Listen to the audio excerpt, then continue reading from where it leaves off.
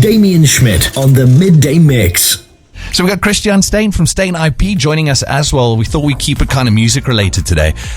You've got a couple of things to share with us. 3 quick things for any musician in terms of, the legal framework that you want to, I suppose, protect yourself with when it comes to your music. Yeah. How are you? Good, man. Good.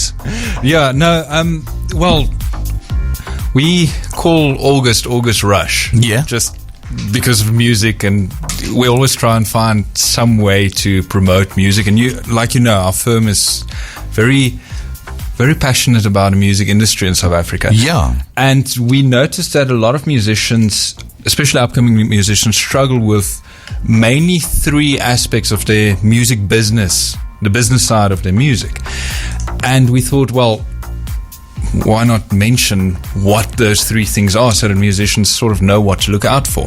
And the main thing there is the contracts, your business-related contracts in the music industry, where a lot of musicians we found sign contracts without them actually knowing what they're signing or thinking further than, I'm just signing a deal. Now, please, we don't say don't sign. We just ask you to make sure you know and understand what you sign.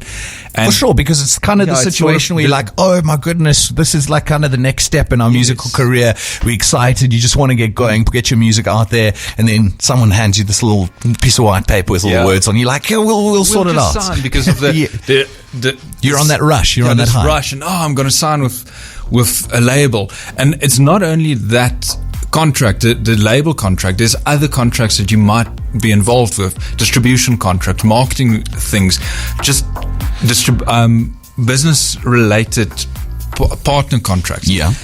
And also musicians need to sign contracts in a band, even though they don't think of it, because these are the things. There's certain things, and it doesn't need to be a really formal contract. It's just something to deal with. How do we deal with the finances? What do we do? Who owns the music? Who owns the rights in our brand? Band's brand, things like that. And if musicians don't know it yet, STEYN IP actually offers this actually free of charge. So if you have a contract that you want an attorney to look at, contact us and we'll look at it and advise you free of charge if you are an upcoming musician.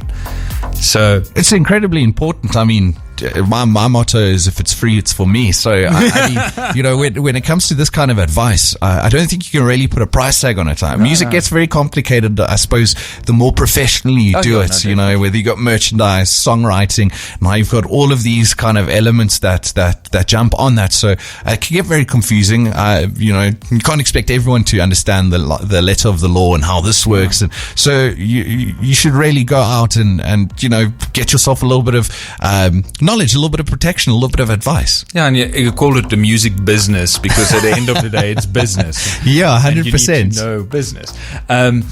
So that's the main thing. The second one, and I think this is the one that most musicians would know, is the copyright in their actual music. Yes. And a lot of times that contract signs the copyright away or over to somebody else. Now, it's not always a bad thing, but you need to get something proper out of it if you want to do that. And remember, you can negotiate on any contract, so don't just feel negotiation, sign or leave. Yeah, no. So you can negotiate, but the copyright aspect, we won't go into the details of copyright, but just understand that there are a lot of complicated aspects to consider in copyright, and it's not as simple as you own this or you don't. Yeah, it goes into a lot of depth, and certain portions can be owned and certain parts of copyright can be owned by different individuals or different entities, and you can lose the copyright in your own music if you don't deal with this. Yeah, and correctly. you don't want to end up like that. No. Like you hear crazy stories of people like Santana. Oh, not Santana.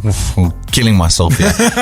Rodriguez, where the man was like incredibly famous in a couple of parts of the world. Ended up getting barely anything for years and years and years, and then eventually, I suppose, later on in his life, after having burnt his fingers, learned the lesson. So let that, I suppose, be a lesson to all. We see a lot of litigation where it's musicians that lost their copyright without realizing they're signing this away. That this is happening. And then trying to get the right to actually perform their own song or re-record their own song back. And it's a struggle.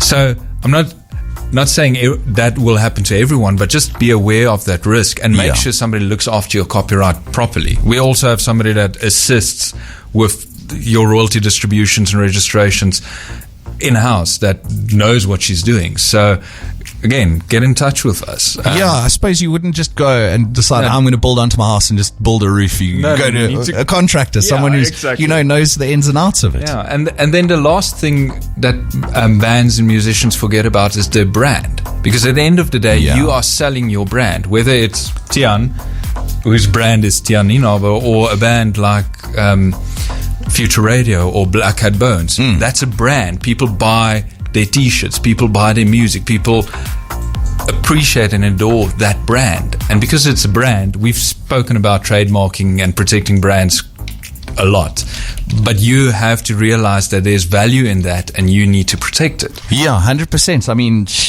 protect yourself is basically the bottom line for all of these. You're also involved in a series called Why We Create. It's pretty interesting stuff. Tell us a bit about that before we say goodbye. No problem.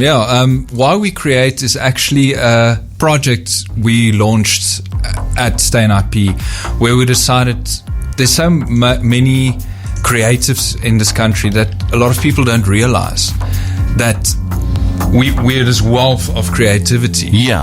And we decided to find some of these creatives that are, quite unique and quite interesting to us, and share their stories with people. So we teamed up with a brilliant filmmaker, Pieter Du Plessis, or PG de Jonge, as he is sometimes known, who worked with us on creating this micro-documentary series on creatives. And we cover musicians, bike builders, artists, just a whole wide array of people. And just share their stories with people to have them also realize that creativity and the IP related to creativity can be anywhere. And you don't need to just fall into standard general creative industries. You can be any creative, and there's IP. So that Why We Create series, it's the first season, but the plan is to have a new season, a new group of creatives featured every single year. And for that, people can go to whywecreate.co.za. The entire playlist of the videos we already released are there.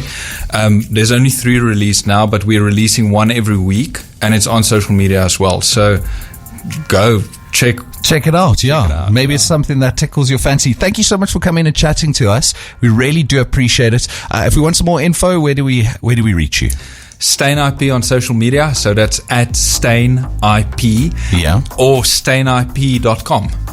Nice and easy to remember. Go and check it out. A big thank you to Christian for coming out today, chatting to us. It's always lucky to catch up and learn a bit, because there's a lot of ways that people like to sneak things in and get one over you.